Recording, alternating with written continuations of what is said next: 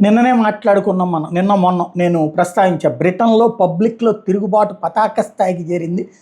ఏదైతే ముస్లిం శరణార్థులు, చొరబాటుదారులు అక్కడికొచ్చి చివరికి వాళ్ళ జీవితాలలో మార్పులు తెచ్చి, వాళ్ళే బ్రతకడానికి అవకాశం లేని పరిస్థితులు సృష్టించి, ఈవెన్ అక్కడున్నటువంటి ఆడపిల్లల్ని గ్రూమింగ్ గ్యాంగ్స్ ద్వారా వాడేసుకుంటున్నటువంటి వేళ, అదేమని ఆందోళనకి దిగుతున్నటువంటి బ్రిటిష్ పౌరుల మీదనే కేసులు పెట్టి, అది కూడా దేశద్రోహం కేసులు, లేదంటే బ్రిటిష్ జెండా పట్టుకున్నందుకు ఆ జెండా పట్టుకున్నటువంటి కేసులతో పాటుగా వాళ్ళ మీదన ఏది ఉద్వేగాలు సృష్టిస్తున్నారు, మతపరమైన ఉద్రిక్తత సృష్టిస్తున్నారన్న కేసులు పెడుతున్నటువంటి వేళ ప్రజలందరూ ఒక్కటవుతున్నారు. రేసిజం పేరుతో బ్రిటిష్ పౌరుల మీదనే పెడుతున్న కేసుల మీద మండిపడుతున్నారు అని ఇంతకుముందే చెప్పుకున్నాం. ఇప్పుడు 30 లక్షల మంది ఒక్కసారిగా రోడ్డెక్కారు. 10 లక్షలు అనుకున్నది కాస్త 30 లక్షల మంది రోడ్డెక్కినటువంటి అంశం ఇప్పుడు బాగా వైరల్ అవుతోంది. అక్కడ ఉన్నటువంటి పబ్లిక్కే తిరుగుబాటు చేసి రోడ్డెక్కి ఉద్యమించారు. శనివారమే చేసేశారు ఉద్యమం.